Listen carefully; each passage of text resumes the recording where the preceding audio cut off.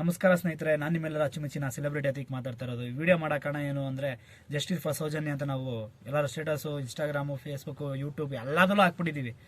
ಏನಂದರೆ ಇವತ್ತು ಈ ಬಾರ್ ಕೋಡಲ್ಲಿ ಒಂದು ಬಾರ್ ಕೋಡ್ ಹಾಕ್ತೀನಿ. ಆ ಬಾರ್ ಕೋಡಲ್ಲಿ ಸ್ಕ್ಯಾನ್ ಮಾಡಿ ಫಾರಮ್ನ ಫಿಲಪ್ ಮಾಡಿ ಸೌಜನ್ಯಗೆ ನ್ಯಾಯ ಸಿಗಬೇಕು ಅಂತ ಎಲ್ಲರೂ ಫಿಲಪ್ ಮಾಡಾಕಿ.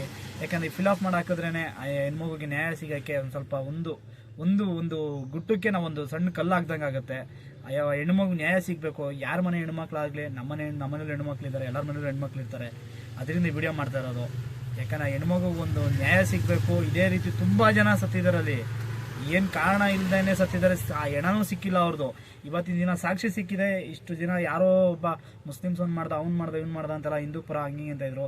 ಯಾವ ಜಾತಿ ಪರ ಇಲ್ಲ ಸ್ವಾಮಿ, ಎಲ್ಲರೂ ಮನುಷ್ಯ ಅಂದಮೇಲೆ ಎಲ್ಲರೂ ಮನುಷ್ಯನೇ. ಕತ್ತು ಜೀವ ಎಲ್ಲರದು ಹೋಗೇ ಹೋಗುತ್ತೆ ಸ್ವಾಮಿ. ಹಂಗೆ ಹೇಳೋದು.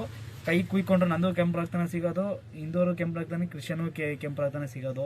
ಅದನ್ನು ತಿಳ್ಕೊಬೇಡಿ. ದಯವಿಟ್ಟು ಈ ಫಾರಮ್ನ ಫಿಲಪ್ ಮಾಡಿ ಆ ಹೆಣ್ಮಗುಗೂ ನ್ಯಾಯ ಕೊಡ್ಸೋಕ್ಕೆ ಎಲ್ಲರೂ ಸಪೋರ್ಟ್ ಮಾಡಿ. ಜೈ ಹಿಂದ್, ಜೈ ಕರ್ನಾಟಕ, ಮತ್ತು ಜೈ ಡಿ ಬಾಸ್.